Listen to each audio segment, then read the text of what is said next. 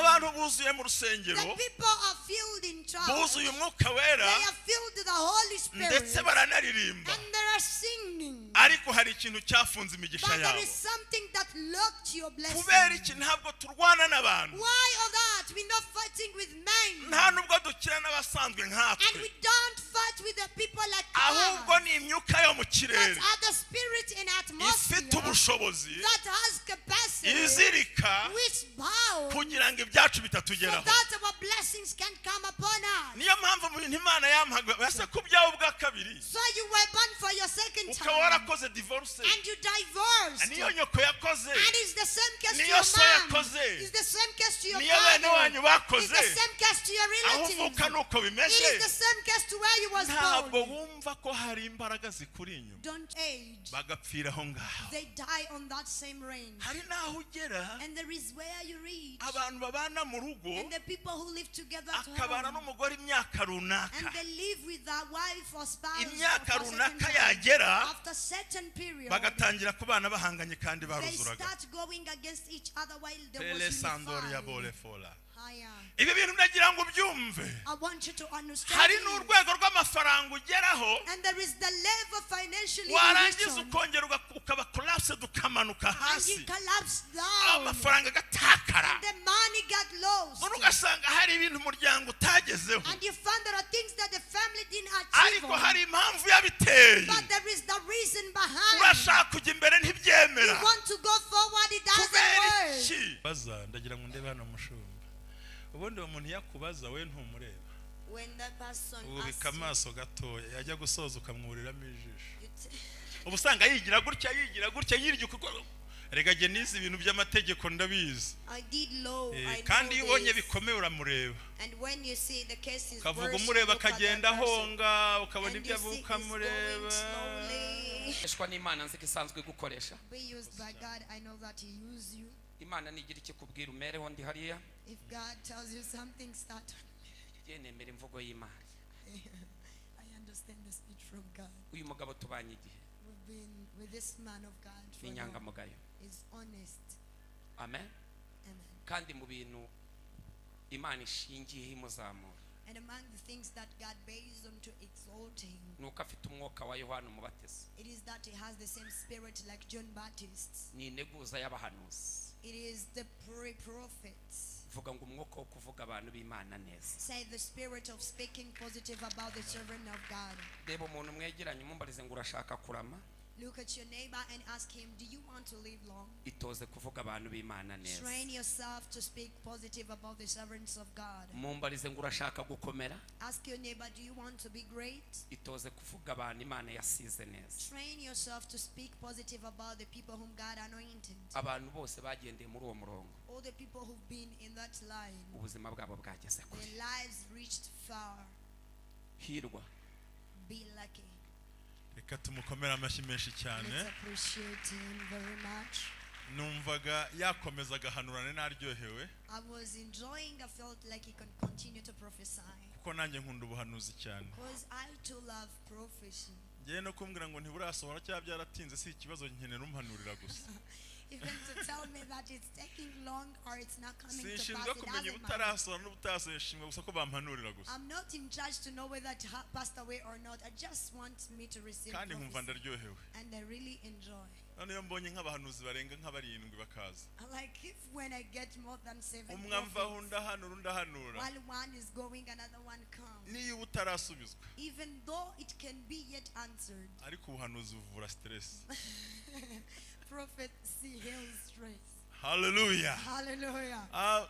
kugira ngo ukorere nyuma y'abantu bakozi b'Imana ntabwo biba byoroshye It's not easy to minister after this servants ariko of nagira ngo God, mushimire Prophet Ernest but I would love us to appreciate Prophet Ernest, tumaranye iminsi dukora ibiganiro ngira ngo abadukurikiye online mwarabibonye whom we've been together for some programs for the people who aho been turi following us gusobanura online, you've seen ibintu this, 30 where we are explaining 30 things byafunze umugisha wawe mu buryo bugaragara that unlocked your blessings in a visible way. ikindi kintu kintangaje cyane Another thing that surprised umukozi me, w'Imana however, John nta nimero yagengira I don't have this contact of the nyamara servant of duhura God, kenshi but we meet mostly. twifuza nasabye Prophet ko nitujya gusoza iyi gahunda I asked Prophet that if we are almost to hagombye cover this kubaho program, ikimenyetso gisa na kiri ariko turicecekera we should guard the sun like that one, but we'll be still. kuko abakurikiranye ibiganiro guhera ku wa kabiri Because the people who've been following our programs from twari Tuesday, tugeze ku kintu cya 13 we was on the thing number 13. ibimenyetso byerekana ko hari imbaraga zikuri The signs that approves you that there are power behind you.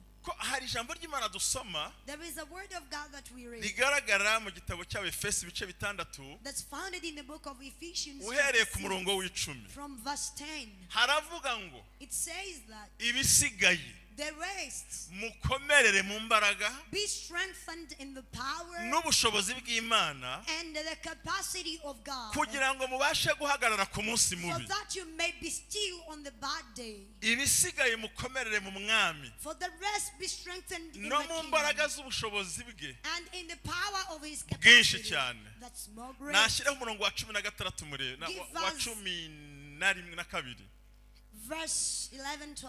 kugira ngo dusimbuke dubyaze umusaruro So shaka that we ijambo may jump up and get more harvest. kuko tudakirana n'abafite amaraso Because we don't fight those in blood n'umubiri and in flesh, ahubwo dukirana n'abatware but we fight with rulers n'abafite ubushobozi and those who have capacity n'abategeka b'isi y'umwijima and the leaders of this dark world n'imyuka mibi y'ahantu ho mu and bad ijuru spirit of somewhere in atmosphere. ngibyo ibirere dukoreramo bibangamira ubuzima bwacu Those are the spheres that we work under that avuga oppresses ijambo our rikomeye ngo lives. ibisigaye Then he said the good word that says the race. ni ukuvuga ngo uhereye ku gice cya mbere cy'Abefeso To mean from chapter 1 in Ephesians, yababwiye ubuntu he spoke about grace ababwira gukizwa and he spoke about ababwira righteousness. ibyo kubaka ingo And he zabo told them what of building their ababwira ibyo marriage. gukundana And he spoke to them what of ababwira loving. ibyo kuzura umwuka And he wera told them what to be filled with the Holy ariko Spirit. arababwira ngo ibyo byose nubwo But mubifite he told them that even though you have all that, muhagarare mu butware bw'Imana stand in authority of God. abantu buzuye mu rusengero The people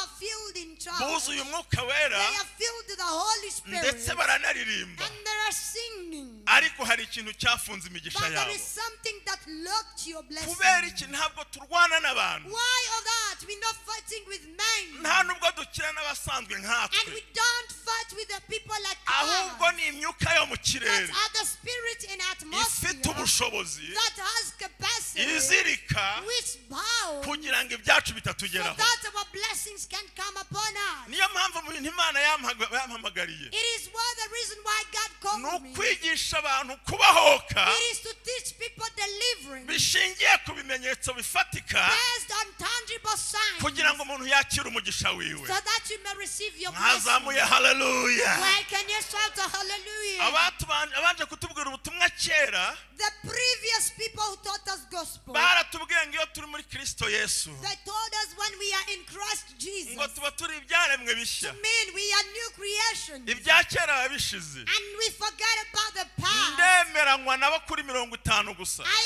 agree with them 50%. iyo tumaze kwakira Kristo nibyo After we receive Christ, yes, it's true. ariko ibyaha tunabivamo But we come out of sin, tukuzura n'umwuka wera and as well we are filled with the Holy ariko Spirit. imbaraga zakoreye mu But the batubanjirije power that works within people was zo pre-us. zikadukurikira It still follows us. reka nkubaze ikibazo kimwe Let me question you. ko wabyawe ubwa kabiri You were secondly born. kuki urwaye diyabete nka mama wawe Why do you suffer from diabetes like your mom?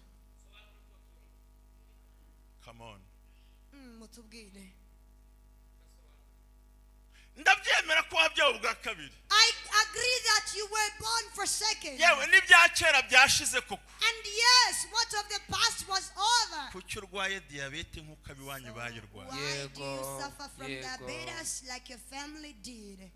kuki urwaye sinozite nk'iwanyu Why Yes, do you Lord. have breathing problems like your family? abana bari gupfuna bati pe The children are sneezing like a umugore ati mfwe, pe and your wife is in undi mfwe, ati another one is in ariko uri mu rusengero and you are in church. yesi wabyawe bwa kabiri Yes, you were born for the second ariko time, hari imbaraga ziri inyuma but there is power zikorera behind mu you birere utageramo that works in the sphere you Zirwa- cannot access, zirwanya ibyishimo that byawe goes against your ariko joy. muri aya mavuta But within duhagazemo this anointing we uyu munsi standing. urataha bihindutse mu izina Today rya you will Yesu. go home and everything Oh, changes. hallelujah. Oh, hallelujah. None kuvuga kuri muri Kristo Yesu. Then you said that you were in Christ Jesus. Diplome warayibitse You kept your diploma nk'uko iwanyu bayibitse, like your parents did, nk'uko bene wanyu bazibitse, like your relatives did, rero kandi wicaye mu rusengero. and you were seated in Niho church. rero Pawulo This is where Paul, wari umudokiteri who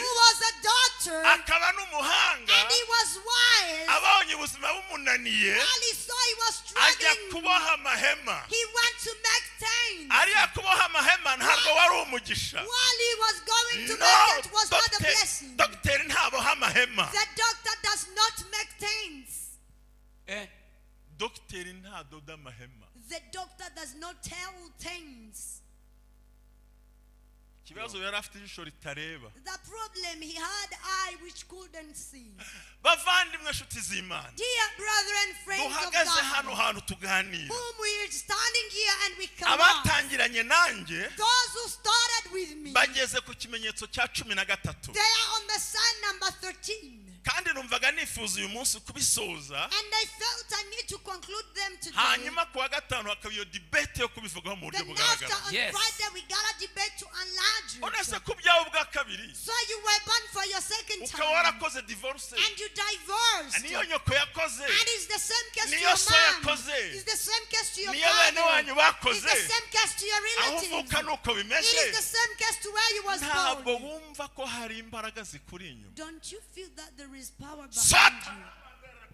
Asikatia. muri aya mavuta Within this anointing, y'umushumba Prophet, the haleluya Ernest, prophet, ndetse n'imbaraga Imana yaduhaye, and the power that God turagira ngo gave us. twinjire mu birere byawe, We want to enter in your tuva sphere. muri ibyo birere byose, Then we break all those spheres. tangire wakira umugisha mu Then you izina rya start Yesu. receiving blessing in the name of N'undi Jesus. byizeye ko bishoboka, Who believe that is possible? n'undi byizeye ko bishoboka, Who believe that is n'undi possible? byizeye ko bishoboka, Who believe that is n'undi byizeye ko possible? bishoboka. Who believe that is Erega possible? ndacyakubaza, I am still questioning ibuka you. mu muryango w'iwanyu Remember in your family, wabaye imfubyi, you were orphaned, none uyu munsi uri umupfakazi. and today you are widow. The same story, Amateka amwe. bimwe ugasanga ni bya bindi, And sometimes you find out the ni same. bwa buzima bwa bundi. It is the same life. Kuko iyo dusobanuriye ibirere birwanya abantu, Because whenever we explain their spheres against people, turakubwira ngo bikubaho, we tell you that it happened to you, warangiza ukashaka impamvu. and then you start looking for the reason. Ni ibyaha, Are they sins? sinkizwa, Am I unrighteous? sinkorera Imana neza. Don't I serve God well? Ni ikihe kibazo cyabayeho? What's the matter behind? Nuramuka umaze kugenzura ugasanga nta mpamvu biteye, After you check on yourself and you find there is no reason, menya ngo hari imbaraga zinyirukanka inyuma. know that there is power behind you.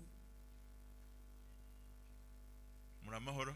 Are you well? Mwabyumvise? Did you gather points? Mwabyumvise? Did you gather points? Se mwabyumvise? Did you gather points? Ngira ngo abo twaganiriye, I think for the people we've been sinzi talking, niba twasa nk'abajya imbere gato I don't know whether kugira ngo we can babyungukiremo. advance for a while Reka that they mbibarize, can jye benefit. ndi mwarimu ndi kwigisha. I am a teacher. I am Abantu teaching. mutakurikiranye guhera ku wa kabiri mwaza muri biganza nkareba kugira ngo bimfashe menye icyo nkora. Can I see people who didn't Raise your follow hand. from Ni mwese Tuesday? nuko Raise your mungana. hand. Rero nta bisobanuro ndi butange byabyo, I'm not giving its explanations, ariko but nyakubahwa Prophet wanyemerera ngahera ku cya mbere nubwo nagenda nihuta.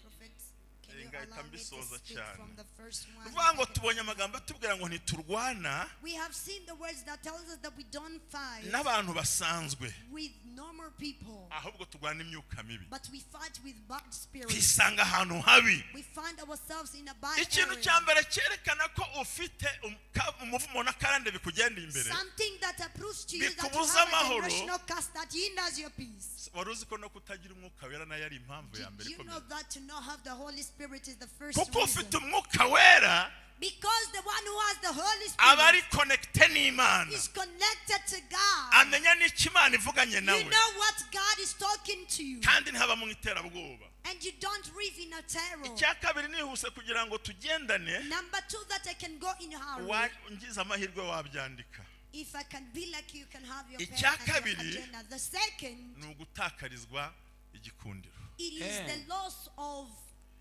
Favor. Yes, favor ego.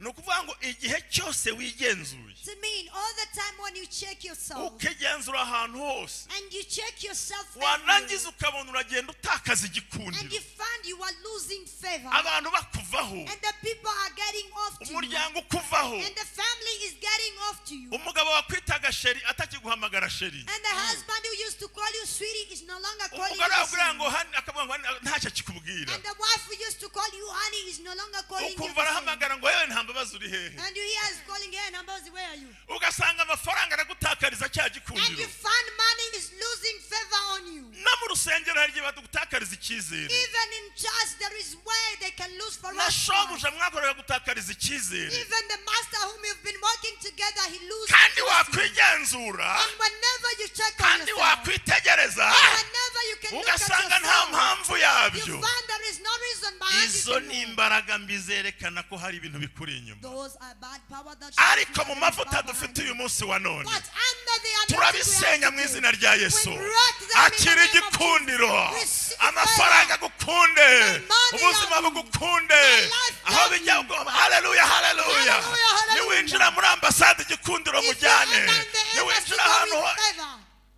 Hallelujah. Hesaleovo. Hallelujah.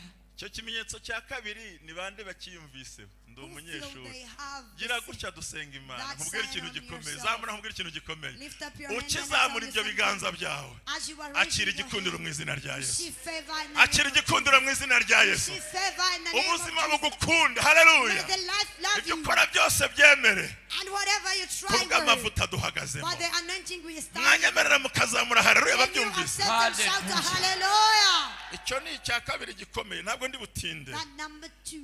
Tugiye kuvuga icya gatatu. We are talking about the third. Kwisanga uhora utsindwa buri gihe. To find yourself always in failure. Gutsindwa buri gihe. The daily defeatness. Wategura igikorwa ukabona uratsinzwe. Whenever you organize an action, you find you are failing. Wakubaka inzu igaheraho If you ntiyuzure. build a house, it got incomplete. Watangira proje ntigende When you neza. start a project, you find it doesn't work. Hari n'abahimba indirimbo ikarangira batayiririmbyera abananiye. There are some people who start a song, but it end up with Ugatangira oxygen. umushinga nturangire uko utekereza. You start a project, but doesn't end the way you expect. N'igihe ushaka kurangiza muri ubwo buryo And even the when you want to end it that ukisanga way, mu gihe cyo kwakira agaciro k'icyo wavunikiye you find in the season of receiving the value of ahubwo what buri you gihe worked for. ukisanga mu ntsinzwi. But you always find yourself in defeat. Muri aya mavuta rero In this anointing, muri buno buhanuzi in bukomeye this great prophecy, Imana yantumye ngo nkubwire ngo God told me to tell you ntabwo that uzongera gutsindwa mu you izina will rya no Yesu. more defeat in the name Ntabwo of Jesus. uzongera gutsindwa. You will no more defeat. Imbere y'Abafilisitiya ntuzatsindwa. Before the Philistine, you will no more Imbere defeat. y'abatari bakuzi ntuzatsindwa. For the people who didn't know you, you will no more Bazategura defeat. intsinzwe ariko wowe uzatsinda. They will organize the Icyo defeatness ni that you want. ikimenyetso simusiga That's a great sign cyerekana yuko that shows hari ibintu bikuri inyuma. that there are things behind you. Mbega intsinzi mu rusengero. What a victory Oh, in hallelujah. church. Mbega intsinzi mu rusengero. What a victory in church. Mbega intsinzi mu What rusengero. a victory in Mbega church. intsinzi mu rusengero. What a victory in Nyemerera church. uzamure ikiganza nkubwire mukobwa wanjye. Accept. Ndashaka wowe tugire gutya ngo akira intsinzi. Yewe, Thank you so much. Ah! Hey! Oya, ubundi intsinzi ntutinze ikiganza. You Bwira don't mugenzi wawe ngo delay akira with the intsinzi mu time. izina Tell your rya Yesu. neighbor that receive Ntabwo victory. uzongera gutsindwa. You will never Ntabwo fail. uzongera gutsindwa. You will never Mu kazi fail. ntuzongera gutsindwa. At your work you Mu will buzima never ntuzongera fail. gutsindwa. In life you will Aho never ugiye ntuzongera fail. gutsindwa. Wherever you go, you Muri will never famiye fail. ntuzongera In gutsindwa. your family you will Ah, never fail. muzamure haleluya Oh, babyumvise. shout hallelujah to those who hear from me.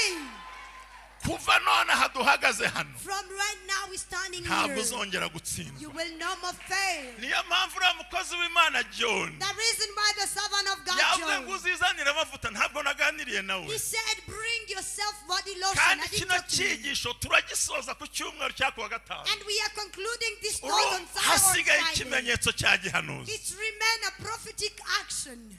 Nemeye amavuta ya hano. I accept the Sanzwe anointing of this nyemera. place. I approved it. Sanzwe In me. nyemera. I approved it in Ariko myself. nongeye ngize vi gatatu. But I ticked it 3 times. Asifiwe Bwana. Praise God. Ntabwo uzongera gutsindwa. Amen. You will no more defeat. Oya twongere rimwe kabiri gatatu ntuzongera kugira gute. Gutsindwa. Haleluya. Ntabwo uzongera gutsindwa. Ntabwo uzongera kumwara.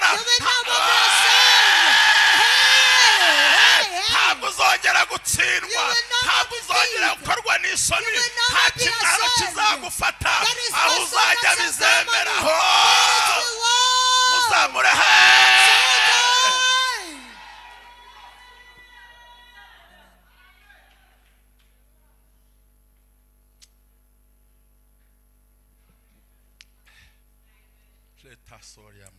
Hallelujah.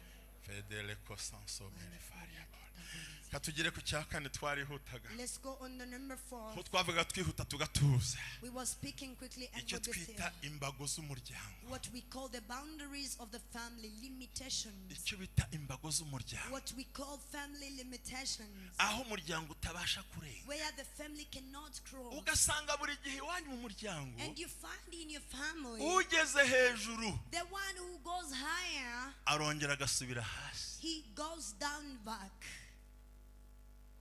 ugize imyaka runaka The one who gets to the certain range of age, bagapfira aho ngaho they die on that same range. hari n'aho ugera And there is where you reach, abantu babana mu rugo and the people who live together at akabana home, n'umugore imyaka and runaka they live with their wife or spouse imyaka for a certain runaka time. yagera After certain period, bagatangira kubana bahanganye kandi they baruzuraga start going against each other while they Pele was sandoria unified. bole fola Higher. ibi bintu ndagira ngo ubyumve I want you to understand hari this. n'urwego rw'amafaranga ugeraho And there is the level financially warangiza you reach on, ukongera ukaba collapse ukamanuka and hasi you collapse down, amafaranga agatakara and the money got lost, none ugasanga hari ibintu umuryango utagezeho and you find there are things that the family didn't achieve ariko on, hari impamvu yabiteye but there is the reason behind. urashaka kujya imbere You ntibyemera want to go forward, it doesn't kubera work. iki Why? ya myuka mibi twabonye The same spirit that we've seen, yaragishiraho imbago it z'umuryango went and set the limitations of the ntawe family. ubamora ngo yigire hirya Nobody can have a ntawe breakthrough ubamora and ngo go. agane hirya Nobody can have a ariko breakthrough ijambo aside. ry'imana muri ryarambwiye But muri the zaburi word of God says to me in the book of Psalms, yaravuze ngo rega inyegamo zawe don't enlarge your aya ni boundaries. amasaha yo kwagura imbago That zawe is the time to enlarge our limitations. satani akakubakaho icyo And the kintu devil built that thing on you.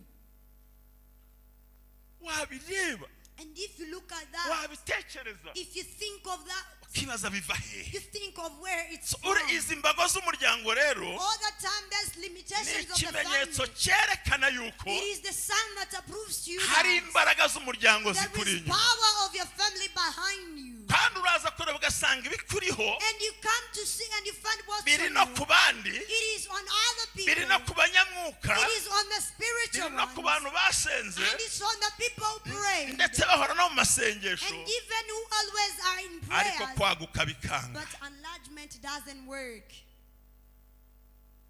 volume yariyo Is that the preferred volume?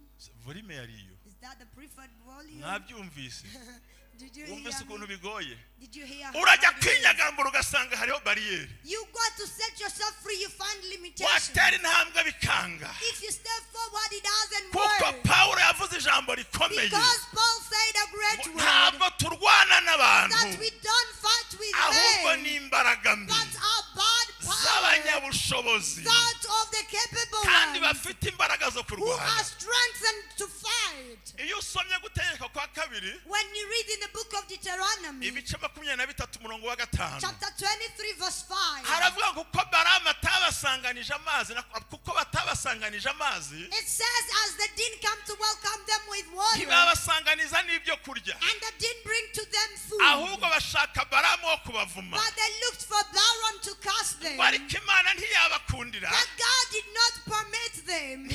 ntiyumvira baramu He did not hear from Balaam. ngo ahubwo But imana ihindura umuvumo God turned the curse kuba umugisha to become the kuko blessing imana yagukundaga because God loved umva him. hari umuvumo Listen, there is a ariko curse, imana ibihindurisha mu izina but rya God yesu turns it into a blessing in the name of Jesus. arabesondereba Hallelujah. mwemera ibimenyetso bya gihanuzi Do you accept the sons of kandi prophecy? mpagaze muri aya mavuta And standing in this si anointing, ugushira isoni ndi umusaza it is not a kind of ariko ndagira ngo being ugire shameless, gutya but I want you to be like vuga ngo this. wimbyiga wa mateka we Say, do not push me. wimbyiga Do not push me wimyiga wa mateka we Do not push me wimyiga wa mateka we Do not push me aho iwacu batageze nzahagera Where my family aho didn't reach imiryango itageze nzahagera Where my family didn't reach wimyiga wa mateka we Do not push me mwazamuye haleluya banyumva hallelujah wimyiga wa mateka we Don't push me ndashaka kugire gutya I just want you to do like this ndimo ndahanura kandi I'm prophesying ndimo ndahanura I'm prophesying byiga ibyakubyize Push away what pushed you byiga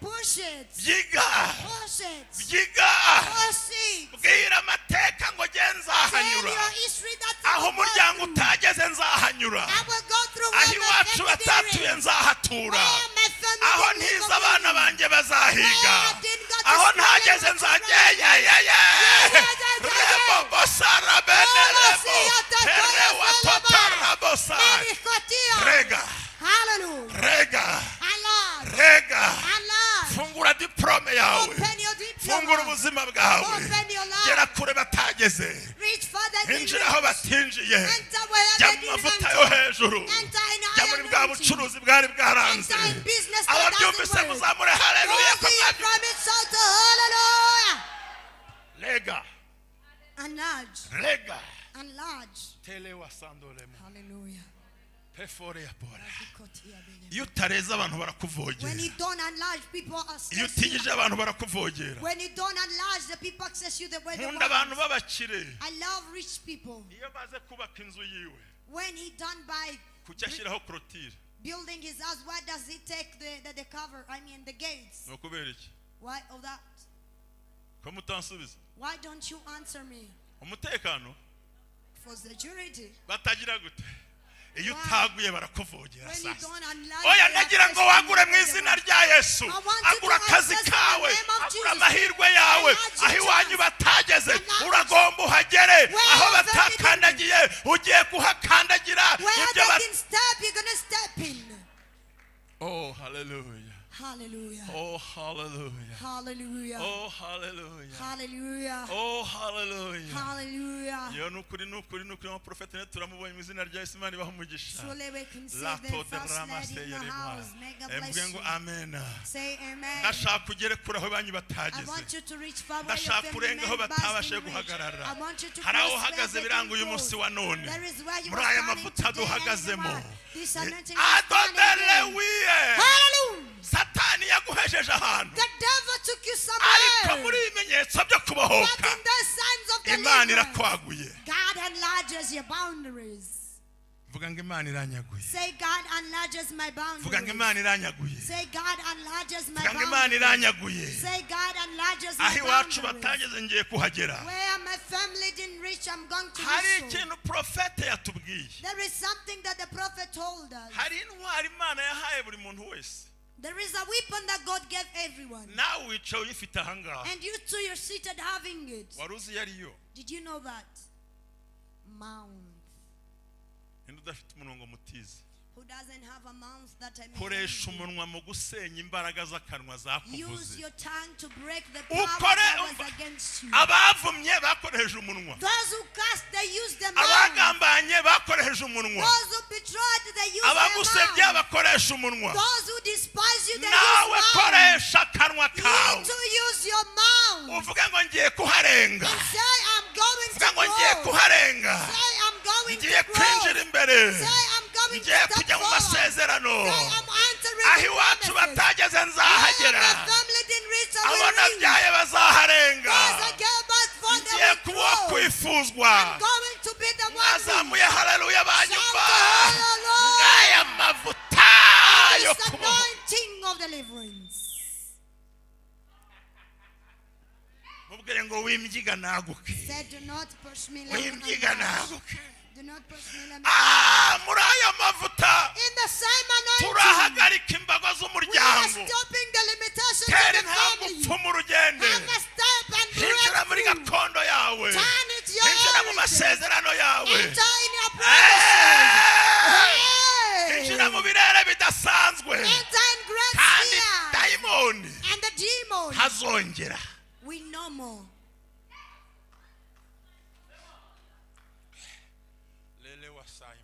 Hallelujah. totele mosendera baba Glory be to God. ndahari I am here. ndumva shaka kugera kure hashoboka I feel I need to reach impamvu far ntinze possible. ku mbago z'umuryango The reason why I'm taking my time on the boundaries of the family. utegereza kurongorwa mu myaka 35 You are waiting to get married for Oh, yeah. 35 years now. sohoka hangaha bagutereta kanza baguterete Come out of this telefone yawe place. They get you telefone yawe and your cell phone. ngisabiye ambutiyaje y'abagabo I ask for the jam of men.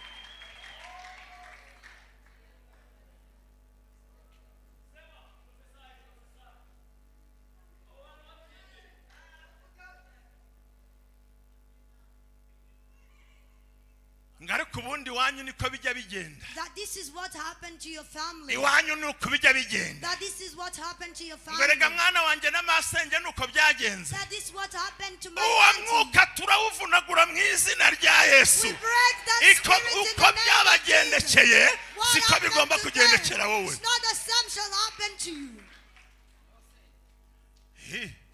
ngurabona ngo mwana wanjye rega ngo iwacu niko bimera That you see, my child, this is what happened to my family. ngo tugira abasore beza That we have handsome men bize neza who are highly educated ariko batagira akazi but who are jobless. niko byahoze This is how it was. mwana wanjye ndarasenze ndareka My child, I prayed to you. ariko kumbi ni imbaraga mbi But it is bad power. mwanyemera twasenge mu izina rya Yesu Can you please accept and we break them in the name ngirira of gutya Jesus? ngiye gusoza Do like this, I'm ndumva concluding. nifuza ko Prophet kuduhanurira ndabishaka cyane I want the prophecy, I need it more. icya gatanu The thief. oh la la la la icya gatanu Oh la la la la. The lack thief. of access lack of access Kubura ibyo wifuza.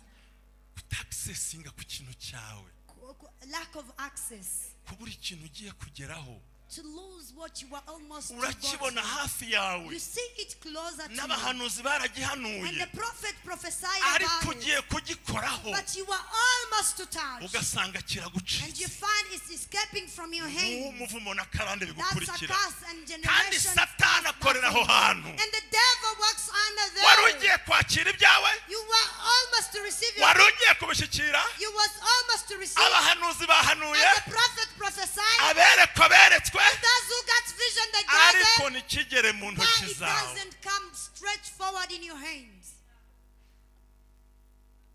ko nako murakumvise I hope you got this point. iyo volume yari iyo Was that the right volume? nuko byakugendekeye Did it happen to you uwo that mwuka way? tuwugumane Do we need to be still with that ikimenyetso spirit? cya gihano tugiye kuwukubita mu izina The prophetic action, we're gonna slap it in the name of Jesus. Eh? abahanuzi Prophets, abanyamasengesho prayerful people, wanabyeretswe and you got it vision. ugiye kubigeraho You were getting close. wagiye You kubyakira were almost to receive. watangiye gutegura You guserebura started getting ready for ariko celebration. kugira ngo ubikoreho Hard for you to touch. kikaba ikibazo It's a problem. ikizibu nnyo Ekiziwenyo. ikizibu Ekiziwenyo. Oh God. Bananje. the lack of access Kunanirwa gushikira icyo washakaga. kutegera ikintu cyawe To not get closer to muri your aya possessions. mavuta duhagazemo In this anointing that ariko is umva standing under. bitababaje Don't you feel that it's ibintu hurting? wabigezeho You were closer to your imana possessions. yavugiye mu God bahanuzi spoke through prophets. ndetse nawe wabirose And you too got dreams of ndetse it. na ba nyirabyo And babikwemereye even they only have banaguhaye permitted access. appointment And they gave you an ariko appointment. wajya But kubigeraho when you were almost to get closer, imana iguha umugisha may wajya God bless you. kubigeraho When you were almost to get Shenderebo closer, sayini fora. Basakati yabone ndagira ngo wihuze n'aya I want mavuta you to connect yourself iyo with this anointing kwaccessinga ibintu of byawe accessing your gera ku possessions. bintu byawe wifuzaga Go to your things that gera you ku was bintu byawe wari willing. ukeneye Reach to everything you was willing to reach abaguhaye to. appointment And the bayubahirize people who gave you the appointment, they respected. umva nuko ndi umusaza mba nirutse Just let's try. it's not nice for me just ama Okay, let me stop nze it. nkadiye nyonya No. ndagira ngo nguhuza n'ibyawe I want to connect you with your possessions. Prophet Ernest nyemerera Prophet Ernest, allow zamura me ikiganza cyawe cy'iburyo Lift up your right koresha iyo hand. mikorofone yawe Use the microphone that you have. ubambwirire ngo bahuje n'ibyawe Speak to them that you connect them with their blessing. bahuje n'ibyanyu mu izina rya Yesu. We receive in the name of the Lord Jesus. niba unyemereye wahaguruka niba nta cyaha nkoze If it's okay, you can have zamura a icyo stand. kiganza utuje cy'iburyo hari kimana yakimbwiyeho Lift up your right hand. kuko That is abantu what bari God bafite spoke imbaraga about me. kwakisesinga bibananira People had the power, but they shouldn't access. yajya kwakisesinga bikanga. When you are almost to access, you fail. Prophet, raise your hands up. zamura ikiganza Prophet, hejuru raise gusa your hand. maze uvuge ngo mbahuje n'ibyawe. Then say, I connect you with your blessing. Ijambo ni iryawe, ndaceceka. mbahuje n'ibyanyu mu izina rya Yesu. I connect you with your Bahuje blessings in the n'ibyanyu name mu of izina Jesus. rya Yesu. I connect you with Bahuje the blessings n'ibyanyu in mu the name izina of rya Jesus. Yesu. I connect Bahuje you with n'ibyanyu your mu blessings izina in the rya name Yesu. of Jesus. Bahuje I n'ibyanyu mu connect izina you rya with Yesu. your blessings in the name Bahuje of n'ibyanyu Jesus. mu izina I rya Yesu. connect you Hallelujah. with your blessings in the bahuje name of Jesus. n'ibyanyu mu izina I rya Yesu. connect you with your blessings in bahuje the name of Jesus. n'ibyawe mu izina rya Yesu. Yego, I connect you with your receive it. blessings in the name I of receive Jesus. it. Ndabyakiriye.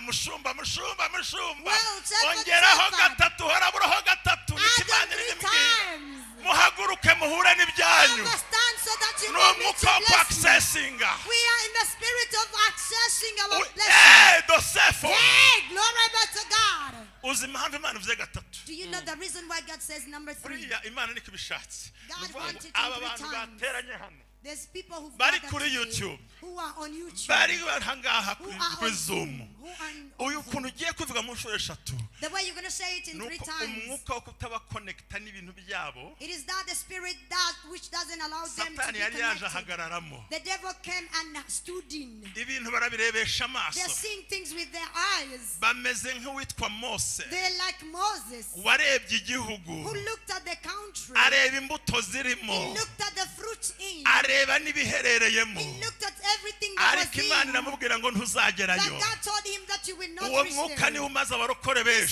Spirit is what is perishing many mariage Christians. barayireba They're looking at the marriages. amazu barayabona They're seeing the houses. akazi They're barakabona looking at the jobs. ndetse ibintu byinshi And barabireba everything is seen. bafite n'ubuhanuzi They have even the ariko prophecy. ikiganza cya But the profeti hand of the prophet. kigiye kudukonegita It is n'ibyo bintu going byacu to connect us ijambo with ni our ryawe blessing. This is your time. shere masolaba muzamura ibiganza n'ukuri yesu niyo narekeraho ngatahagiye ibindi sijya uzigisha abantu kugera isi irangiye n'abandi bazabivuga Even though I can stop Shonde here, I'm Masai. not the one who will teach the people to the end of the world. ijambo ni iryawe gusho This is your time. njye narambuye igiye guhura n'ibyanjye ntabwo nzongera I'm kubona imbuto stretching my sinziryeho hands. I will no more see the umubyeyi fruits agomba of the kubyara akishimira abana be A mother should give birth and celebrate his ni gute children. uzahora utwerera abandi ubashingira wowe utarashingira uwawe How will you continue to support others and you oya we No! mu byo nize mu ishuri Among things I've learned at school, hari ibyo bita ubushomeri there is what we call joblessness. kandi umuntu akora And the person is working. ubushomeri bwa mbere The first ni joblessness, ugukora ibyo utigiye it is to do what you are not professionalizing. nabyo bita ubushomeri burya That is called joblessness. ngaho tubwizanye ukuri Let's tell each other the truth. abayicaye ahanga abakora ibyo mwize muri bangahe How many of you who does their profession, wize gucuruza wowe did you go into hari amabura business? kindi yakujyanyeyo Just that you don't have any other option.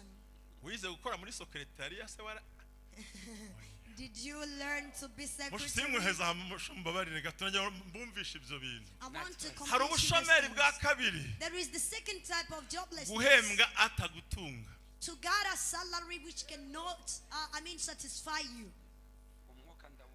ugasanga And you find ufite ideni you have a loan, ku muntu ucuruza inyanya you have a debt to the person who sells akubitse mu ikayi potatoes and is kandi keeping wowe it in the ubyuka book. ujya mu kazi And you wake up always uwo and you mwuka go to- turawukubise mu izina rya We yesu are breaking that Hura spirit in the name of n'ibyaha. Jesus. ukava guhembwa And you come from job after getting kubera salary, kuri inyangamugayo but because you are honest and trusted. ugatangira ukabarira wafatiye amadeni And you count where you got the debt. ucuruza agataro The one of a gato, uw'amakara another one of charcoal, uwisombe another one of sombe. ukabara amafaranga akarangira Money ends by dates. itariki ya gatanu ugasubira mu ideni On 5th, you go uwo back mwuka to murawukeneye the Do you want that? tugumane Do you want us to tugenderemo receive se it? Do you want us to walk turawukubita mu izina in the name of Jesus? musho naho nashaka gukora mvugira gutyo birabishojwe rwose ngewe rwose abantu tubahuze n'ibyabo Let's connect people with tubahuze their n'igihugu blessings. Imana yababwiye We connect them with the tubahuze country na God viza told Imana them. yababwiye We connect them with the tubahuze visa God n'ibirere told them. byabo We connect them with their spheres. hey sopine Glory be to God. utyo ntubona nicyo nashakaga ubundi That was my wish. ese musho karame umuntu ucuruza inyanya yandika mu ikaye arayigira buryo muri telefone And the agakayi person n'abanyamakara who do business of tomatoes and charcoals, they have books. ariko si ibyo barabibwiwe n'iki How do you know that? imirongo nta kitatubwira They tell some ariko ikindi teachers kuba ari everything. hishurirwa ry'umwuka wera umwuka arimo arabimbwira Even because it's the vision of the Holy Spirit ubu is harimo speaking to me noneho about umva ukuntu everything. bikomeye Listen harimo to how n'abafite worse it amadeni yo is. kwa muganga There Oh, are yeah. people who have the Eh, dates ati- of the hospital. yampaye inka we ati muganga mvura nzakwishyura That doctor, please treat me. I will pay you later. ese musho ubwo se yakwemerera ko utaha utamwishyuye oya muganga arakuvura icya mbere ni ubuzima The first is life. He treats Eh. you. hari igihe bakuvura none se singaba ntibari hano They are mangas. uzi amadeni barimo yo kwa muganga Do you know the dates of the none hospital baze that kugira they amadeni have? ya farumasi iy'ibiryo Imagine to have ayo the ku debts of ishuri pharmacy, abana banyu ku food, ishuri food you're mubohereza taking at school. mu byiciro You send them into ni ukuvuga ngo sessions. umwishyurira agace You pay a half. mesaje yo ku ishuri ukoshyiramo agace And for the message of the school, you send in another half. ariko kano kanya But right ntabwo now, wari uzi ko bibaho didn't you know that it urumva exists? agenda mu mwuka gusa I live in Hello. the spirit only. nicyo cyonyine se Is that only? nicyo cyonyine You nari think mbashije is that only? Eh, ni byinshi nawe oya mubwire n'ibindi utari uzi Let me tell you something else that you didn't know. urabona afite ibirori byo mu bukwe kandi ikanzu yanjye barayimenyereye I have nkuko ikanzu celebration. nzayishyura ni ukuri nzayiguha I have birashoboka si a ibyo party I can join, but they are familiar with my dress. ntabwo bishoboka si Give me ibyo the mvuze dress, I'll pay you ariko later. muri mu bike ariko satani yagiye afunga imigisha y'abantu The devil went and blocked the blessings ayanga of ko people, bakonekita ibintu byabo and he denied them to be connected with the ku buryo blessing. banki yaguhaye ideni ugafata inzu ukayibamo wishyura banki In a way that the Noneho bank will uyu give you the loan and munsi you live in a house by paying. urakora kandi wishyura nyir'inzu Then today you are working and you pay ukazasaza the nta landlord, nzu ubonye and you die without getting a house. kandi iyo banki iguha ideni And if the bank should give you ayo the loan, wishyuraga landlord what you used to pay the landlord, wakahaye banki you azasigarana inzu should give it to the bank and you remain with the house. mwanyumvise noneho I think you got my point. aho ho Eh, niyo mpamvu ngira ngo nanabasabire That's why I want to ask for you. ejo turasoza amasengesho y'iminsi 40 Tomorrow we are concluding our prayers of 40 days. urumva ahangaha hazabaho kubagura mu bitekerezo You got here, we will have time to enlarge ourselves in thoughts. ubundi imishinga nk'iyi ngiyi iyo bayikwigiye urishyura Actually, whenever they take time to learn more about this project, you pay for them. ariko umwuka wera agiye kuyibahera ubuntu But the Holy Spirit is going to give it to you for free. yesu nashimwe Praise Jesus. ejo hari deba ikomeye Tomorrow we have a very wonderful debate. abaririmbyi bazaririmba kuva saa 11 kugeza saa 12 Singers will be singing from 5 p.m. up to 6. kuva saa 12 From 6 p.m. nzaba nzamukanye uruhimbi n'uyu mugabo I will go on the pulpit with this man. tuzaba tuje We will come. tuzaba turimo dusoza iminsi 40 We will be concluding our 40 days. turi mu mahirwe ya kabiri We are Amen. in our second chance. umaze imyaka 25 ukodesha It's been 25 years and you are renting. kandi iyo keredi And that loan, wari kuba warayirangije kera you should have ended it before. siko bihagaze niko Isn't that bihagaze right? ejo rero iyo ni karandi kuboha Tomorrow then, that's a generational curse that bounds you. kugira ngo uzapfe nk'uko sogokuru yapfuye So that you may die like how your grandpa died. tubafashe ikirere So how can we help you then? turi mu byumweru byo kubohoka We are in our weeks of being set free. amahirwe utahawe na so The chance that you didn't been given by your father, ayo utahawe na sogokuru, what your grandfather didn't give you, ugiye kuyahabwa na Yesu wamenye. you are going to receive it from Jesus. You've got to know. Urayabwirwa n'iki rero? How will you know it? Uratega amatwi abasizwe. You will listen to the anointed man of God. Bibiliya iravuga ngo icyo muzabohora mu The isi Bible says that whatever you shall set free in the world, no mu ijuru bazahita bakibohora. it will be released as well in heaven. Unyemerere Please then allow me. guteranira ku murongo bijya bikugora. It's harder for you to gather online. Fata ikayi n'ikaramu. Take your pen and book. Naguhamagaye ejo bundi ndi i Burayi. I invited you while I was in Europe. Naramuhamagaye mu gitondo, I called him in the morning. nari ngiye muri Sweden. I was going to Sweden. Namuhamagaye ndi mu Bubiligi. I called him and I was in Belgium. Ndamubwira ngo nyemerere icyumweru gitaha. Then I told him that please allow me that in next week, Ndashaka ko iki cyumweru uzatwigisha. I want you to teach us. Kuko umwuka wera Because the Holy Spirit, yaramunyeretse ari mu bihe bikwiriye. He revealed him to me that he was in the right time. Tega amatwi. Listen to me. Ndabizi neza. I am sure. Urabizi iyo nje ibi by'umweru sinjya mbitanga, murabizi iyo mvuye hanze. You know, when I come from abroad, I don't give these weeks to anybody else. Ariko nabitanze kubera uno mwuka numva uhari. But I gave it because I felt the Spirit. Mbarahiye ukuri. I'm swearing to you. Umuntu uri butega amatwi zino nyigisho. Anyone who will be careful to these thoughts, Nyirinzu uramusezera. you will farewell to the landlord. Nyirinzu uramuha urwandiko. You will give the letter to the landlord. Birarangira wakiriye You igikundiro. will end up receiving favor. Bamwe mugiye kwakira amatelefone. Some of you are going to receive the cell phone. Hari imirongo migari igiye gushyirwaho There are uburyo some- muzajya mwishyura kandi mugiye kubona amazu yanyu. Big lines of how you will be paying your houses and you will get your own house. Muhaguruke mvuge ya magambo ambwiye murekere umwanya. Have a stand so that I can say the Oya. words he tells me that I can. nyakubahwa twakomeza se buriya cyangwa Can we continue or not? wahise ufata gahunda n'undi akazakomeza ejo Take the program that bitewe we will n'ibyifuzo continue genda tomorrow. abona Reka none mbabarize utubazo dutatu. Let me ask for you 3 questions. Si muri ya minota yawe se? Isn't in the same minutes of Kandebe yours. yasa sinzi hari icyo yabaye. Reka mbabarize utubazo dutatu. Let me question for you 3 questions. Akabazo ka mbere. The number 1, Ni ikihe kibazo?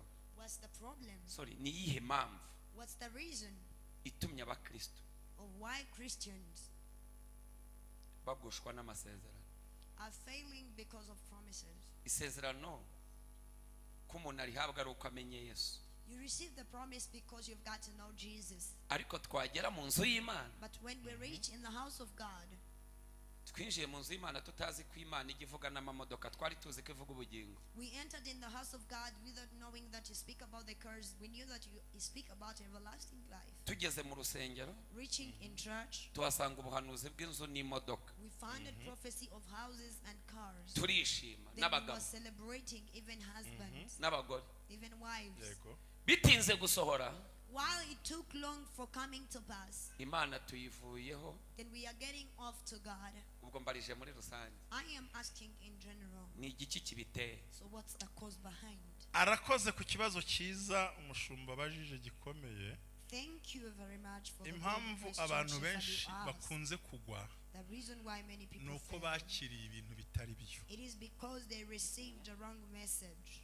ni nayo ntambwe ya mbere ituma utabasha kugera ku ntsinzi And is the first path that why you don't reach to barakubwiye ngo success. amasengesho akemura ikibazo They told you that the prayer sort out an issue. ahubwo amasengesho adufasha kuba mu gihe cy'Imana The prayers helps us to be still in the season of noneho God. Imana ikazadushoboza And God abantu enables. rero bakira inyigisho z'ibinyoma So people receive the thought of kubabwira ngo lies, umwami Yesu ankunda ndi amahoro telling you that as the king loves me, I'm in peace. undi akakubwira ngo nyurwa n'ibyo ufite ukarekera And another one tells you to be satisfied noneho with your kubera possession and your imyigishirize iri access. nk'ibikomere So because of the thoughts that filled the wounds, umuntu agasenga yibwira ko navuga cyane aribwo Imana iri bukore you pray thinking that if you speak loudly, it will cause ngo God Mana to uzi ko ndi do. umukozi wawe And you say, God, you Mana know uzi that ko I'm your ntanga icyacumi servant. God, you know that uzi I ko give a nkijijwe tithe. cyane You know that I'm highly saved. ibyo byose ni inyungu zawe All those are your own iyo ni self-benefits. impamvu That's the nuko abantu reason. bakiriye ibintu nabi It's because people receive the preaching in the bitiranya wrong way. agakiza They confuse no salvation gutera imbere and prosperity. bitiranya kuba muri Kristo they confuse to live in Christ. ntibamenya ko bavuye kwa base na basabo bakoreye ibigirwamana. They didn't know that they were from their parents who served the idols. Noneho imbaraga mbi zabarwanya, And when bad power goes against them, barangiza bakibwira ko batsinzwe niyo mpamvu. then they think that they are Ni defeating because byiza rero of ko that umuntu reason. yakira ibintu bizima. It is better that you receive Mushumbi good cya things. kabiri The second gituma abantu bagwa that makes ni people fall. ukutegera abantu basizwe. It is to not getting closer to the anointed men of God. reka nkubwire gato So let me speak to you for a while.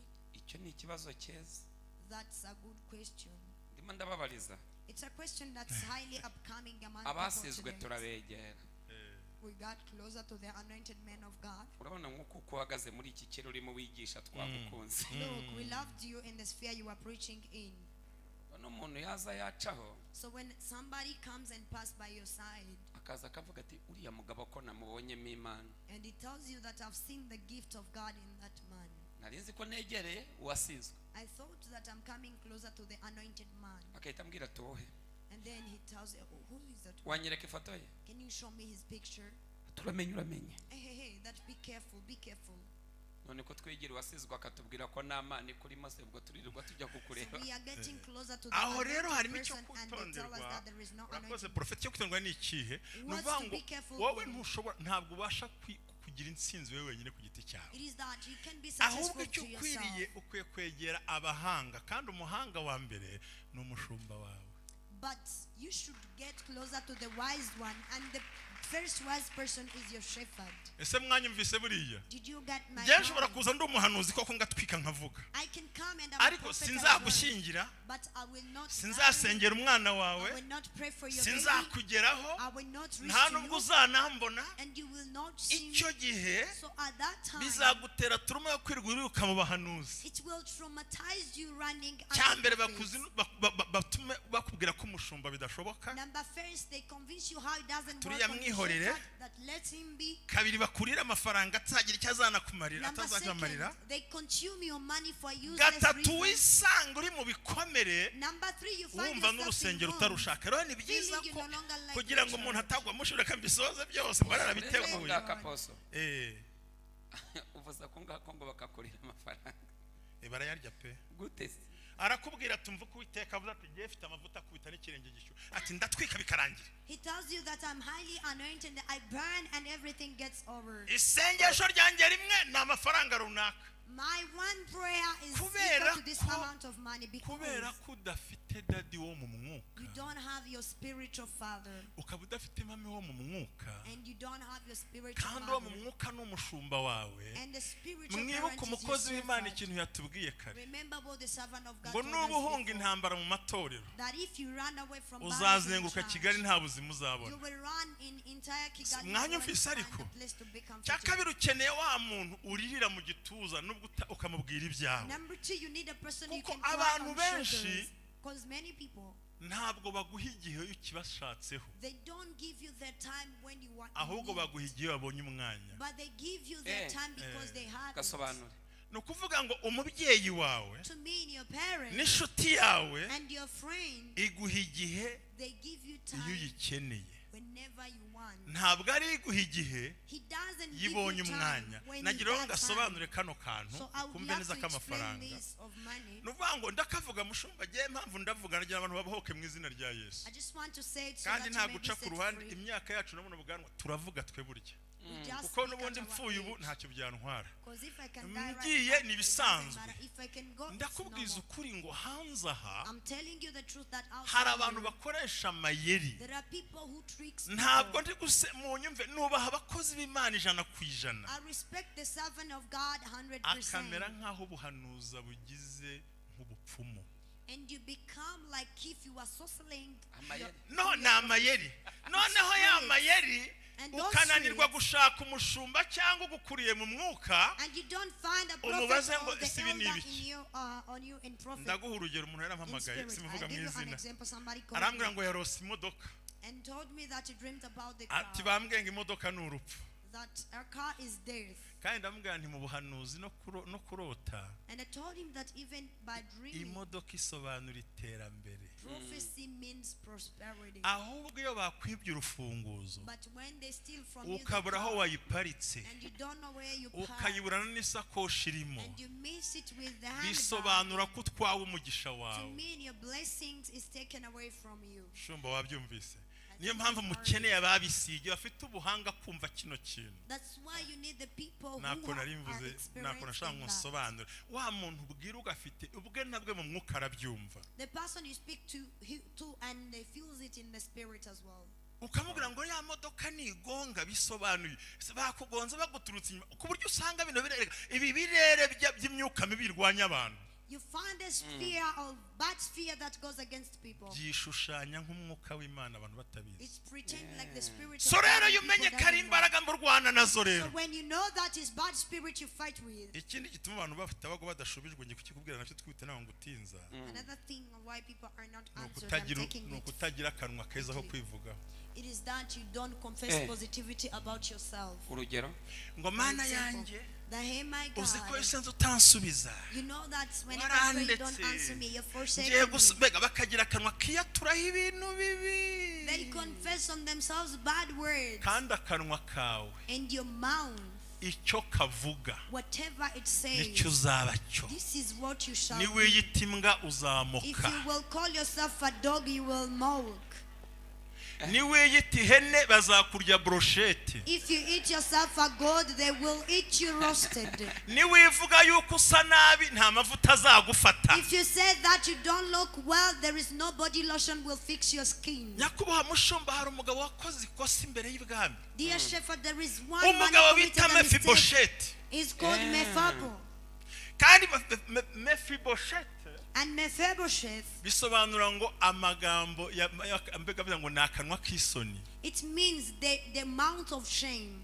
Cyangwa ibyavuye mu kanwa k'isoni. Or what of the mouth that speaks shameful. That's a bad name. Noneho umwami aramubwira tuzarira imbere yanjye uzarya ku meza yanjye. Then the king told him that you will eat on my table. Arangije yita intumbi y'imbwa. And then he called himself a dead Yita body amazina dog. mabi. He named himself bad Kandi names. ntiyatinze ku meza y'ibwami. And he didn't take long on the table of the Wacyumvise palace. noneho. I think you got it. Ntabwo yatinze ku meza y'ibwami. He did not take long on the table of Yahagaze the imbere king. y'umwami. Because he stood before Amuhaye karibu. he welcomed him. Amuhaye icyubahiro. He gave him honor. We yiyita intumbi y'imbwa. But he Kandi called intumbi y'imbwa himself ntiyajya a ku meza dead body y'ibwami. of a dog, and he cannot Ni join nayo the mpamvu top of the n'ibyo bangiye palace. kabimunyaga. That's why they seized from Ikindi him. gitera the abantu blessing. kudasubizwa bava mu masezerano bakagwa ngiye kukikubwira. Another reason why people fails and they not Ni answer. ukudahindura imyitwarire yabo. It is to not change their behavior. urugero Barashaka umugisha w'Imana kandi bagikora ibyaha. For example, you need the blessings of God, but you're still doing sins. Ntabwo wakwirirwa kwa Sadamu ngo urare muri Isiraheli byemere. You cannot spend your night. You cannot spend your day at Saddam's place and sleep in Israel. ubwo bisobanuye iki Nuvuga ngo To me, mushumba nuko reka dukoreshe nuko yoroheje. Sadamu ubundi yari umwanzi yaranapfuye ntakiriho. Saddam was an Wo muri enemy, Iraq and he no cyangwa muri Iran longer uyu lives. munsi wa none. Iraq.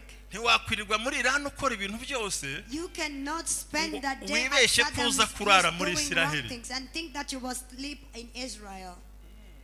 Ntiwakwirirwa ukora ibyaha ngo urashaka amasezerano y'Imana. You cannot do sins that you need promises of Kuko mu God. bihagarika amasezerano habamo n'ibyaha. Because among things that stops the promises Kandi it ibyaha includes nabyo sin. bishorerwa n'akarande. And sins are escorted by generational No curse. wakumvise. ibyaha rero Sins. ubu uvuze ibyaha benshi mushobora gushwana If you can talk about sins, you can have a misunderstanding with many people. impamvu ndimo mbivuga The reason why I'm talking about it, ndimo ndabavugira I'm speaking on your behalf. yesu ashimwe Praise Jesus. ndimo ndabavugira I'm speaking on your behalf. ari style twigishamo There is a style we're preaching y'uburyo umuntu yubaka amahame of the way you build the principles. none twayigisha And when we teach them, kuko tutagiye muri ya style imwe yo kwirukana abantu tubacisha mu madirishya because we are not working in the same style of taking people out of the windows, bakagira ngo ntitwavuze they think like if we didn't say something. urabizi ko bibiri ivuga ngo impano y'Imana n'ubugingo buhoraho. You know that the Bible says the gift of God is everlasting life. Ariko ibihembo by'ibyaha n'urupfu. But the rewards of sins, it's death. None ukigisha umuntu And then you teach a person ati impano y'umwuka wera n'urukundo. that the gift of the gift of the Holy Spirit is love. Kunda mugenzi wawe nk'uko wikunda. Love your neighbor as you love yourself. None wamara kwimwigisha ukavuga ngo ibyo ushaka ko bakugirira. And after teaching him, you tell him that what you expect other people to do for you, Nawe ubigirira abandi. be the same you do for others. Mbere yo gushaka kugira ikintu ugirira umuntu. So before doing something for a person, Mbere yo kugira icyo ushaka ko bakugirira. before having some expectations to other people, Banza ukifurize mugenzi wawe. wish to do that for your neighbor. Wabyigisha When you teach that, ubwo n'urubori rw'icyaha tuba turimo tugira ngo tuzitire rutabona aho rwinjira. to me, those are the roots of sins that we are uprooting that won't find where to locate to be standing. Noneho And then mu barokore tukagira akabazo. in Christians we have a problem, Umwuka w'ishyari. the spirit of jealousy. Ntabwo ninya kubikubwira. I'm not scared to tell you so. Umwuka The W'ishyari. spirit of w'ishyari. jealousy. Mushumba. Dear Shepherd, No muri zikarande turi buvuge. even in the rational curses that we will speak about, Urankubitira ishyari cyane. you will beat for me jealous. Kubera iki? Why of that? Utishimira ko mwene so mwasenganye ko Imana yamuzamu. Why can't you celebrate that your neighbor have been elevated by God? Urashaka gukira. You want to be rich. Ntiwishimira ko mugenzi wawe yaguze But bubu. you don't celebrate that your neighbor bought a new clothes. Urashaka kuvugwa neza. You want to be spoken about positivities. Ubuhagurukije uriya muhungu If you can tell that man to stand, uyu munsi ukamuvugaho neza utamuhanuriye. and right now you speak positive things about him without prophesying to him. N'ejo wagaruka ukamagurutsa atari ko uyu musore yambara neza kabaye gatatu. And if you speak about him positively Yambara 3 neza. times, Ntabwo abantu bamenya ko ari igihe cye. the people cannot recognize that it's his season. Mama sege baramvuga. Oh my God, do they speak about me? Uriya nawe aribonekeza akicara imbere ngo bamuvugeho. And that one come for front seat that they may speak about. Niki aba bantu bakora Why? What can people do kugira ngo icyo gihe cyabo bakinjiremo? so that they can enter in their seasons? ukuvuga ngo ubundi iyo ngingo y'umwuka w'ishyari nayo iri mu bintu ni ikintu cya 22 That kivuga yuko abatifuriza ibyiza abandi which batazigera babibona. if you don't wish good things to others, you will not have it. Basinyire bibambwirire. Kubera ko Tell them, please. Apostle uzi impamvu turimo tubivuga? Do you know why we are talking about it, Apostle? Abarokore baretse gusambana. Christians stopped fornication. Ni ukuri kwihoraho. Yes, that's true. Icyacumi baragitanga. And they give the tithe. Nta kibazo. It's okay. Ahubwo Satani abasigira akantu kitwa akuka k'ishyari. But the devil left for them something called the spirit of jealousy. Ukanga umuntu ntacyo mupfa. You hate someone and you don't have any problem or reason with him. Ni handi ubona umuntu wakoraga ibintu ukamenya yewe mama maze gukomereka. Iyo fashije cyane mu rusengero bavuga ko ari ukwibonekeza. That's why whenever you see a person used to do things and when he does something, says like I've been wounded, Igikomere kiramusanze. the wound is coming closer to you. Ngizi ntambara mufite mu nzu y'Imana. These are the battles that you have in the house of God. Umuntu iyo ahagaze hano cyangwa se mu bantu ukabona ni umuntu uriho peni baravuga ati uriya muntu yabuze ubwenge muhitamo muha iminsi 10 ati uretse araje ababonesha. When somebody stands here and is open, you just give him 10 days. Kandi tuzi ko nari umuryango. And we know that this is the family. Kandi mu muryango twege wacu twajyaga dukora ibitaramo. And in the family we used to have some celebrations. Abantu bakanezera. And people enjoy. None kuki mu muryango w'abana b'Imana hataba ibitaramo? So why in the family of the children of God we don't celebrate? So umwuka w'ishyari. It is the spirit of jealousy. Mushumba. Iyo ni karande mbi cyane. Uyu mwuka buriya na mbere yuko tuvuga n'ubukire. Even before we speak about richness, Numva twabanza tukafasha abantu gusenya uyu mwuka. I feel we can first help people to break this spirit. Kandi besho bakontrola hano wasanga bagafite. Kese mushubundi ni bihe bintu bibiri biranga ibitatu biranga umuntu ufite ishyari. What are 3 things Ikintu that cya mbere characterize a person with? ibintu bitatu ubundi bavuga ko ari ibintu bigera ku 8 Byose biranga umuntu w'umunyeshyari. vugamo nka 5. Ntabwo akubwira ngo wambaye neza, He doesn't tell ahubwo you that you arakubaza are ngo looking waguriyeho nice. imyenda. Kandika. Kandike. asked you where you bought the clothes. Mukandike. Ariko ibi bintu biraryoshye cyane ntabwo biryoshye. Ntabwo kubaza ngo wambaye neza. Arakubaza ngo waguriye he. He doesn't compliment you, but he asks you which market. Ubwo ni icyo abashaka. Abashaka kugira ngo asenye nyiri duka. Amenya ngo atungo ntiyaguriye hari hakurya iriya se. He's doing that Icyakabiri, so that he may speak ever to the owner of market. Ni umuntu ukubaza amakuru ntagire umwanzuro. The second is the person who asks you news but he doesn't make decisions. Aro Ntambaba ye Karame uri hehe se? Hello Ntambaba, where are you? Buretse nkongera nkamubwira ewe ndi ku Giporoso. Oh, I'm at Giporoso. Uri kumwe nande se? Who are you then? Muri mwe murakora iki se? Who are you with and what are you doing? Umugabo muraherukana. Well, how long have you missed Mugabo? Ngaho urabeho. Oh, by then. Nukuvuga ngo we To mean this person aragira ngo umenye nguri he wants to locate you. Uhagararanye nande. Who are you standing with? Amenye imbaraga zo And muhagararanye. know the power of you, the one you with. Kugira ngo ashimishe ishyari rye. So that he may please his jealous. Reka ngandike. Forime yumvikanye. Ako ntago mukazi se. Uzatimira kubwira ngo waraye ute. Wiri ute. Isasta nziza. Have a good lunch. Ikigoroba cyiza. Have a good evening. Ntarindi jambo niri. With no any other Kuko word. akeneye amakuru mpamo. Because he wants the right Ava kuri information. wowe. That's from you. Kugira ngo amenye hageze ishyari rye. So that he may know Nuko the agiye level of kukurwanya. his jealous and the way to go against you. Ngero nkubwiye uko mbasubiza mwavuga ngo uriya musaza agira amahane. I can tell you the way I answer you. Urambaza ngo uri he? You ask me where I am. Kibazo naho ndi cya kibazo ni jewe. The problem is where I am also. Nkaba ndangije aferi The zose. problem is me. I am Icya all the gatatu time. kiranga umunyeshyari ngiye The kukibabwira. third thing that characterizes a jealous person, I'm telling you. Ibintu birakomeye. Kandi ni umuvumo It's a utuma abantu curse badasubizwa. that causes people to not be answered. Ni iki?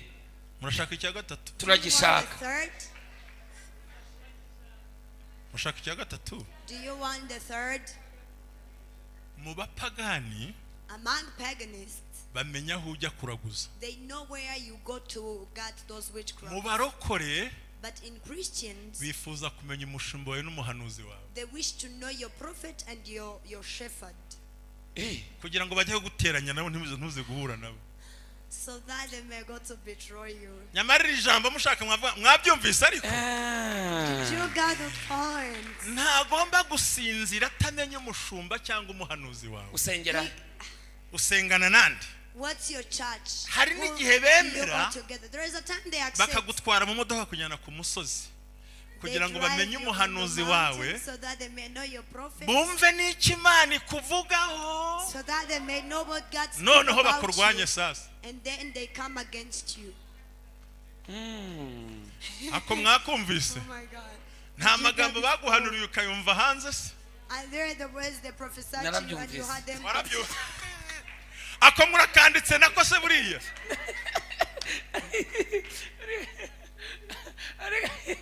Ikintu ibintu biraryoshye. Ako mwarakumvise ariko.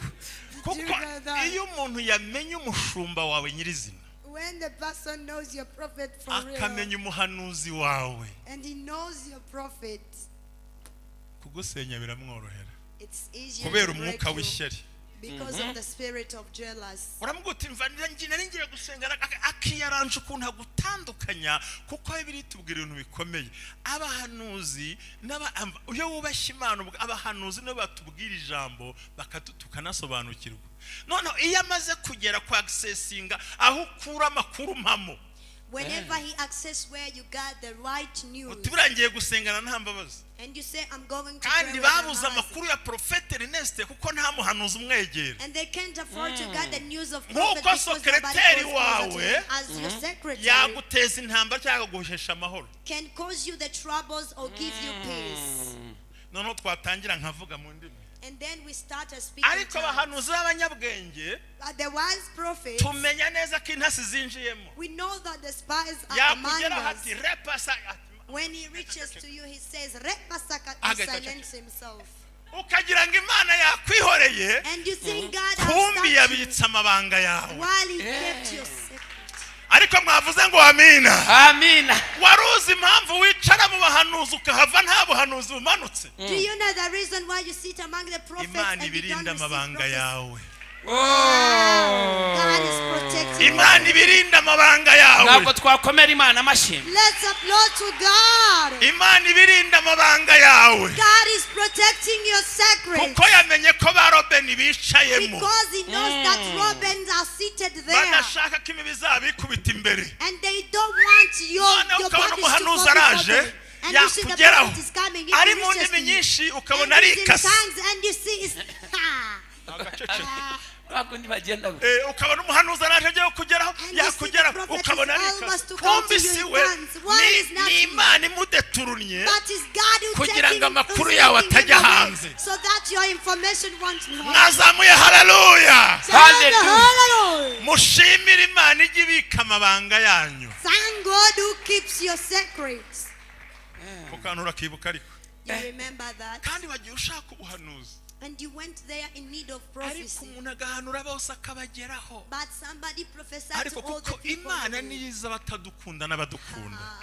God Imana knows our haters. Iza abo and mwicaranye our n'abo lovers. muri kumwe. God knows the people you were seated Najya together no kubona with. ikintu ngo Imana iravuze ngo izakugira neza nkigendera. And if I'm almost to say that God Kuko will hari help ibirera you, babonye. because there are spheres that he sees.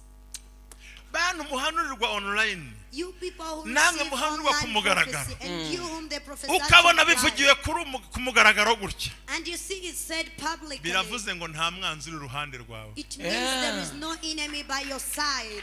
Se mwavuze cyane ngo amen. Amen. Say amen. Kuko Imana yabujije Baramu, yaretse ngo umuvumo wa Baramu urazamuka. Because God allowed the curse of Balaam to Ariko go Imana higher. ihindura umuvumo kuba umugisha. But God turned the curse into the blessing. Rero kuba baguhanura online ukabibona, So to prophesy for you online and bakaguhagurutsa receive imbere it, y'abantu, and they tell you to stand among the ni people. ikimenyetso It cy'ako aho is a wicaye sign that where you were seated, nta mwanzi uhari. you have Amen. no enemy. Mushoreka mvuga icya kane, umunani ni byinshi nta mwanya wabyo. Let me say the fourth. We don't have enough time Icya for kane, speaking the umunyeshyari. eighth one. The fourth, N'umwanzi wawe your enemy and jealous person. bakuba hafi nk'abakurwaje. They are closer to you like if Hey. they are helping you in your illness.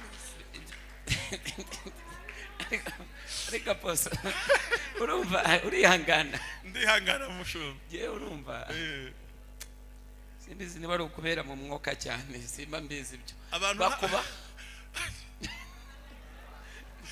Yakumva nkubwire. Bakuba. Umunyeshyari n'umwanzi wawe Your enemy and the bakuba jealous hafi person. nk'abakurwaje They are Niki baba always bashaka? nearby kugira ngo you, baguhuhure. so that they may finish you. Oh my Bamenye ko God. washomereye, bamenye know ko that nta you are mafaranga, jobless, they know bamenye that you ko don't have wahombye, money, they know bamenye that ko you are in warwaye. loss, Mbega they know that you fell sick. urabona umurwaza aba hafi y'umurwayi. You know, the person who's caring about the sick one is closer. Ahamagara always to you. muganga He calling uko the utuntu doctors, twose kugira ngo wite ku controlling murwayi. everything. So that you may umunyeshyari take rero care nawe of rero araza akakuba hafi The nk'ukurwaje. jealous person always seek for you, getting closer to you like if Ka he's out kadeni there. wakishyuye se? Did you manage to pay that debt? Uti byananiye, agahita yandika message ati yewe tiryarashe nawe yaho. There is no way. Oh my God.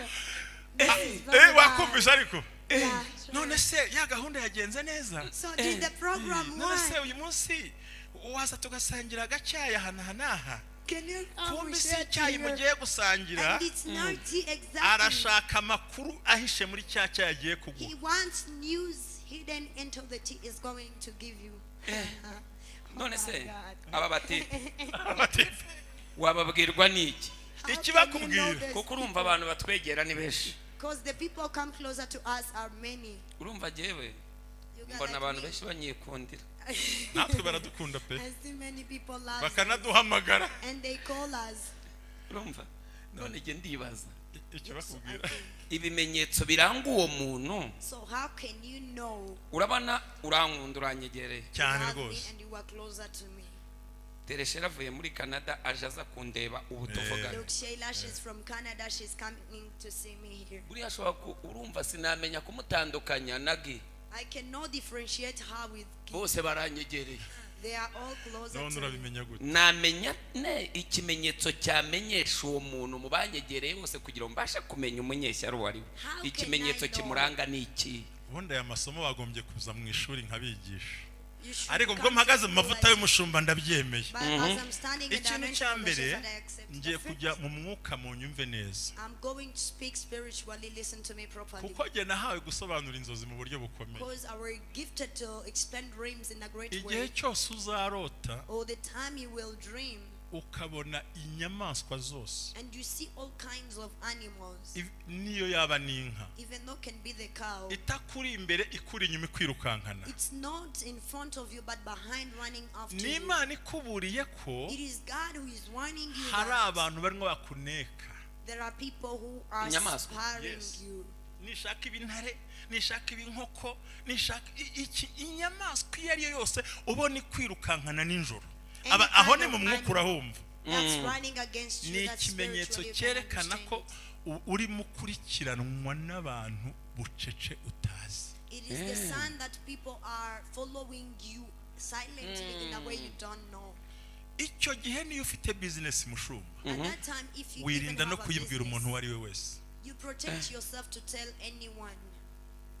se mwanyumvise ariko Did you get the point? niyo ufite gahunda mu muryango uhita uceceka And you have any plan in your aho ni mu family, mwuka that's spiritually. aha rero umubiri kizamukubwira That in fresh, the way you will know this ahora mu person. bibazo bimwe He always in the same se kanaka questions. mwarahuye Ha, did you meet this one? akarangiriza aho ngaho And he ends by there. se Ntambabazi uramuzi Do you know Ntambabazi? ati ndamuzi You say, I know him. na Pierre se uramuzi Even Pierre, you know him. ubona buri gihe afite utubazo You know, always has questions. kugira ngo abone icyo twita amakuru mpamo So that he may get exact avuye kuri news nyirayo from the owner. icya gatatu kibona atinze You see the third in a hard nuko way. icyo mwavuganye ucyumva hanze Is that what you spoke? You hear it from outside. ati burya mureba Ntambabazi That as you see ati nubwo Ntambabazi, ubona angana kuriya sa kuriya ari munini even though you see him with ati this ariko banki igiye fatness, kumwica but the bank is going to kill kandi him. bizwi nanjye n'umugore n'uwampaye ideni muri banki And it's known by me and my wife and the one who gave me the loan in the bank. icya gatatu cya kane The fourth, uwo muntu ntakubwira amakuru ye that person doesn't reveal to you his news. ikindi ni abantu bize filozofi n'abize za psychology And even there are the icyo ni people, icy'ubwenge ubundi umuntu nk'iyakubaza ndagira ngo ndebe hano mushumba ubundi uwo muntu yakubaza we ntumureba when that person ubika asks amaso gatoya yajya gusoza ukamwuriramo ijisho you, uba usanga yigira gutya yirya uko rega jye nize ibintu by'amategeko ndabizi I did law, I kandi iyo know ubonye this. bikomeye uramureba And when you see the case is ukavuga worse, you umureba look at akagenda that person, ahonga ukabona and ibyo you see avuga he's ukamureba going slowly. agenda ashiramo umureba ako nakubwenge ako nakubwenge ariko mwarakabonye namwe That's wiseful ariko you saw it. imbaraga z'umwuka wera By the power of the Holy Spirit. zikwereka ko uwo muri kumwe nta cyizere umufitiye It shows you that you don't Nubwo need to utahanura, entrust nubwo the person you work utakwerekwa. with. Even though you Wumva can have the ubangamiwe. revelation, you feel imbaraga za mwuka uncomfortable. wera. imbaraga za mwuka wera wumva usa The nk'ubangamiwe power of the Holy Spirit. aha you nicaye feel ko numva uncomfortable. hatandyoheye You feel why am I ukumva not ikawa enjoying irabishye this? You feel tea is, icyo gihe coffee is ikintu bitter. ukora mushumba ngiye What gusorezaho you does at that time, what I'm wirinda concluding ibintu on, bitatu bikomeye you protect yourself from three things. kuko abantu baduhora igihe twabahaye n'amagambo twababwiye yego People blames us because of the time we give them and n'icyizere the twabaye words we hatagikwiriye kugira ngo ubohoke ibyo bintu So for you to be set uzirinde free on that, gukorera mu marangamutima. protect yourself to work under Ku maranga, emotions. niba wishimye ntukavuge wishimye, ntukavuge ubabaye, ntukavuge bakubwiye, ntukavuge hari ibintu wabonye. Banza utuze kugira ngo amarangamutima atahugusha mu mutego. Musho nibyo ngibyo. Never speak whenever you are emotional. Reka so that dukomere you Imana won't yacu fall amashyi. in mistake. Let's applaud to our God. Murakoze cyane. Revera reka tumwerekeze ibiganza. Let's take on our hands on